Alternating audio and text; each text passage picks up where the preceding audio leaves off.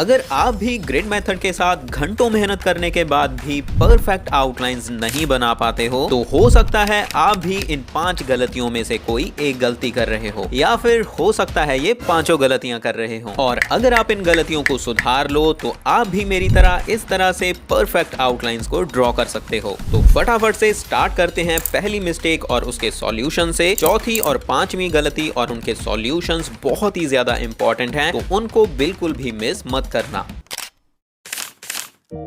पहली एग्जैक्टली एक गलती तो नहीं बट एक कंफ्यूजन होता है रेफरेंस फोटो के ग्रिड्स में और ड्राइंग पेपर के ग्रिड्स में। देखो, ग्रिड मेथड की हेल्प से आउटलाइंस को ड्रॉ करते टाइम हमें 2 बार ग्रिड्स ड्रॉ करने पड़ते हैं, पहले रेफरेंस फोटो के ऊपर और दूसरा ड्राइंग पेपर के ऊपर। और पहले रेफरेंस फोटो के ऊपर ग्रिड्स ड्रॉ करते हैं तो बिगिनर्स के मन में हमेशा ये कंफ्यूजन रहता है कि रेफरेंस फोटो के ऊपर कितने सेंटीमीटर या कितने इंचेस के ग्रिड्स को ड्रॉ करना चाहिए, बट ये सवाल ही गलत है। आज के टाइम पे ज्यादातर दोस्त मोबाइल फोन में ही रेफरेंस फोटो को रखते हैं और उसी में से देख के ड्रॉ करते हैं। तो मोबाइल फोन में जब हम रेफरेंस फोटो के ऊपर ग्रिड्स को ड्रॉ करते हैं तो आपके मन में सवाल ये नहीं होना चाहिए कि कितने सेंटीमीटर के ग्रिड्स ड्रॉ करने चाहिए, सवाल ये होना चाहिए कि कितने ग्रिड्स ड्रॉ करने चाहिए। मतलब रेफरेंस फोटो के ऊपर ग्रिड्स के मेजरमेंट्स नहीं, ग्रिड्स की गिनती मैटर करती है। देखो, इसको मैं आपको आसान तरीके से समझाता हूँ। देखो, हमें पता है कि ग्रिड मेथड में हम रेफरेंस फोटो को छोटे छोटे पार्ट्स में डिवाइड करके ड्रॉ करते हैं, बिकॉज बड़े ऑब्जेक्ट को एक बार में ड्रॉ करना मुश्किल होता है बट उसको टुकड़ों में थोड़ा थोड़ा करके ड्रॉ करना आसान होता है। और मोबाइल फोन में जब हम रेफरेंस फोटो के ऊपर ग्रिड्स ड्रॉ कर रहे होते हैं तो उसका मेन मकसद होता है फोटो को छोटे छोटे टुकड़ों में बांटना। और इस स्टेप में आपको बस ये देखना होता है कि आप ग्रिड्स के साथ नोज, आईज या पूरे फेस को अच्छे से छोटे छोटे पार्ट्स में डिवाइड कर सको, ताकि बाद में आप उनको थोड़ा थोड़ा करके आसानी से ड्रॉ कर सको। आप ग्रिड्स की गिनती बढ़ा सकते हो या फिर कम कर सकते हो।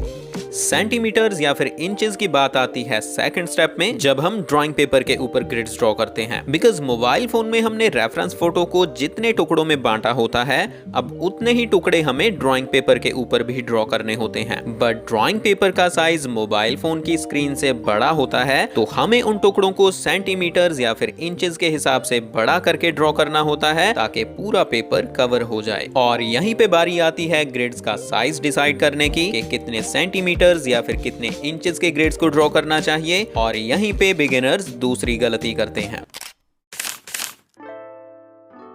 दूसरी गलती होती है ग्रिड्स का साइज डिसाइड करने में। स्टार्टिंग में बिगिनर्स के लिए ये समझना बहुत ही मुश्किल होता है कि ग्रिड्स को कितना बड़ा या फिर कितना छोटा ड्रॉ करना चाहिए। मैंने देखा है बहुत सारे दोस्त रेफरेंस फोटो के ऊपर भी और ड्राइंग पेपर के ऊपर भी ग्रिड्स को बहुत ही ज्यादा छोटे साइज का बना देते हैं, जो कि गलत है।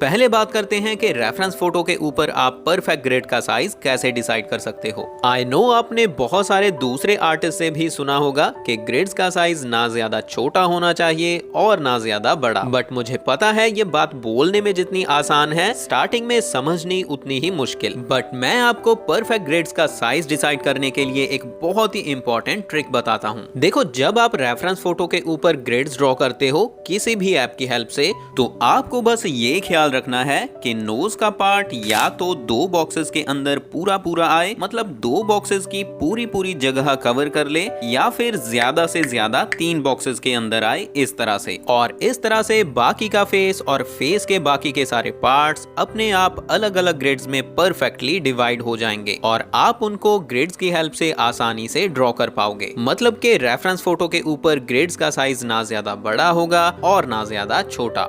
अब बात करते हैं कि A4 या फिर A3 जैसे ड्राइंग पेपर्स के ऊपर आपको कितने कितने सेंटीमीटर्स या फिर कितने कितने इंचेस के ग्रिड्स को ड्रॉ करना चाहिए। तो इसके लिए मैंने ऑलरेडी एक डेडिकेटेड वीडियो अपलोड की हुई है, लिंक मैं डिस्क्रिप्शन में दे दूंगा, आप इसको जरूर देखना। आपको इस वीडियो में सब कुछ डिटेल में सीखने को मिलेगा।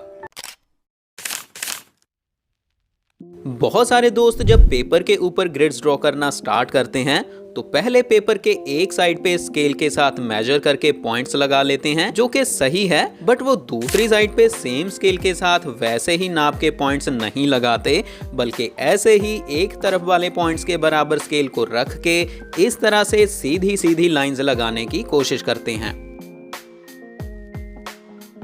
और इसी तरह से ऊपर या नीचे वाली साइड्स में से भी बस एक तरफ पॉइंट्स लगा के उन्हीं पॉइंट्स के बराबर स्केल रख के अपने अंदाजे से ही दूसरी साइड की तरफ सीधी लाइंस लगाने की कोशिश करते हैं, जो कि बिल्कुल ही गलत है। बिकॉज ग्रिड मेथड में अगर आपके ग्रिड्स में जरा सा भी फर्क हुआ, कोई बॉक्स छोटा या बड़ा हुआ, तो आपकी ड्राइंग परफेक्ट नहीं बन पाएगी। और बहुत सारे दोस्त स्केल की हेल्प से पॉइंट्स तो पेपर की चारों साइड्स पे लगा लेते हैं, बट जब उन पॉइंट्स को आमने सामने मिला के लाइंस लगाने की बारी आती है तो जल्दी जल्दी में स्केल को इस तरह से बस पॉइंट्स के आसपास रख के ही लाइंस को लगा देते हैं, जिससे ग्रिड्स बड़े या छोटे हो जाते हैं और ड्राइंग सही नहीं बन पाती। तो आपको इस गलती को सुधारने के लिए सबसे पहले स्केल की हेल्प से नाप के पेपर की चारों साइड्स पे पॉइंट्स लगाने हैं।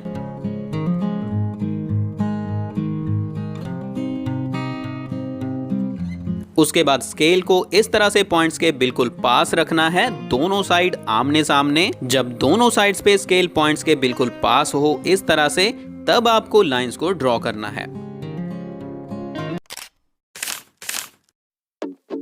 ग्रिड्स ड्रॉ करने के बाद बारी आती है आउटलाइंस को ड्रॉ करने की। और आउटलाइंस को ड्रॉ करते टाइम ज्यादातर आर्टिस्ट सबसे बड़ी गलती ये करते हैं कि वो 4 साइड्स ऑब्जर्वेशन रूल को फॉलो नहीं करते। सपोज करो किसी बिगिनर को इस फोटो को देख के इस आंख की आउटलाइन को ड्रॉ करना है, तो वो इस बॉक्स में देखता है कि आंख की ये लाइन बॉक्स की इस लाइन को यहाँ पे टच कर रही है और नीचे वाली लाइन को यहाँ पे टच कर रही है। तो वो अपने ड्रॉइंग पेपर के ऊपर भी उसी नंबर के बॉक्स में इस लाइन के ऊपर आंख की इस लाइन को इस तरह से ड्रॉ कर देता है और नीचे वाली लाइन के ऊपर इस तरह से। बट यहाँ पे वो गलती ये कर रहा होता है कि वो इन 2 लाइंस के ऊपर तो ध्यान दे रहा होता है, बट इन 2 लाइंस के ऊपर बिल्कुल भी ध्यान नहीं दे रहा होता। और इसी वजह से इस लाइन में जो कर्व है, जो गोलाई है, या फिर किसी लाइन में जो बेंड होता है, उसमें फर्क रह जाता है और वो रेफरेंस फोटो के साथ मैच नहीं हो पाती। और इसी वजह से उनकी ड्राइंग में आउटलाइंस खराब हो जाती हैं।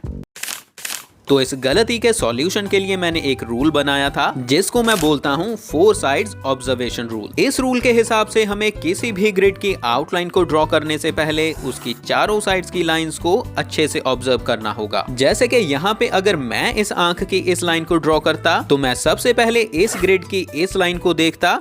इसके ऊपर ये आंख की लाइन यहाँ पे टच कर रही है, लाइन के मिडल से थोड़ा ऊपर की तरफ। उसके बाद नीचे वाली लाइन को यहाँ पे टच कर रही है, यहाँ पे बिल्कुल कॉर्नर से थोड़ा सा पीछे की तरफ। तो पहले मैं इन 2 लाइंस पे इस तरह से हल्के हल्के पॉइंट्स लगा लेता।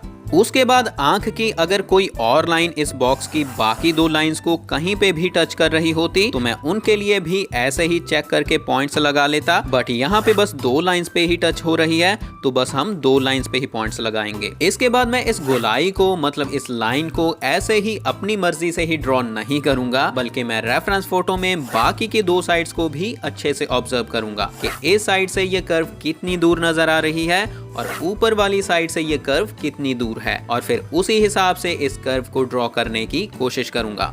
बिकॉज अगर मैंने इस कर्व को थोड़ा सा भी इस साइड की तरफ ज्यादा निकाल दिया, या फिर कम बाहर की तरफ निकाला, या फिर ऊपर की तरफ ज्यादा निकाल दिया, मतलब थोड़ा सा भी इधर उधर कर दिया, तो आउटलाइन में फर्क आ जाएगा और आंख की शेप रेफरेंस फोटो के साथ मैच नहीं करेगी। इसलिए आपको भी हमेशा हर एक ग्रिड की चारों साइड्स को ऑब्जर्व करना है कि रेफरेंस फोटो की कौन सी लाइन ग्रिड की किस साइड को कहां पे टच कर रही है और बाकी की साइड से कितनी दूर या कितनी पास है।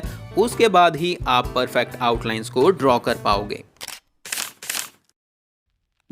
5वीं गलती ऐसे बिगिनर्स करते हैं जिनमें पेशेंस बहुत ही कम होता है, और ये गलती है कि वो आउटलाइंस को ड्रॉ करते टाइम रेफरेंस फोटो को बहुत ही कम फॉलो करते हैं। मतलब वो बस देखते हैं कि रेफरेंस फोटो में आंख किन नंबर्स के बॉक्सेस में आ रही है, और फिर वो ड्राइंग पेपर के ऊपर भी उन्हीं नंबर के बॉक्सेस में आंख को ड्रॉ कर देते हैं। बट यहाँ पे वो गलती ये करते हैं कि वो आंख को ड्रॉ तो सही नंबर के बॉक्सेस में करते हैं, बट आंख की शेप को वो वैसा ही ड्रॉ करते हैं जैसा उन्होंने नॉर्मली सीखा होता है। मतलब हर जगह एक जैसी ही आंख को ड्रॉ कर देते हैं, जो कि गलत है।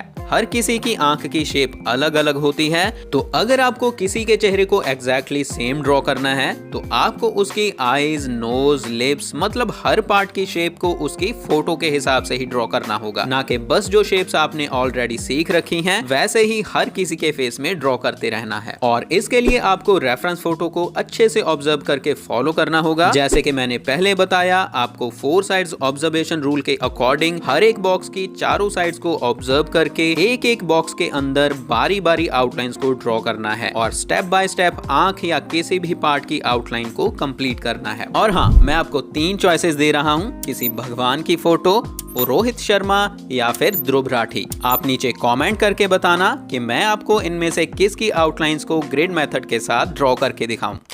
तो आई होप इस वीडियो से आपको हेल्प मिलेगी। अगर आप सीखना चाहते हो कि A4 और A3 साइज के पेपर के ऊपर परफेक्ट ग्रिड साइज कैसे ड्रॉ करते हैं तो लेफ्ट वीडियो पे टैप करो, और अगर आप रियलिस्टिक ड्राइंग को बेसिक से सीखना चाहते हो तो राइट प्लेलिस्ट पे टैप करो। बट उससे पहले इस वीडियो को लाइक और शेयर जरूर करना। अब हम मिलते हैं आगे किसी और वीडियो में, तब तक के लिए कीप ट्राइंग, कीप लर्निंग।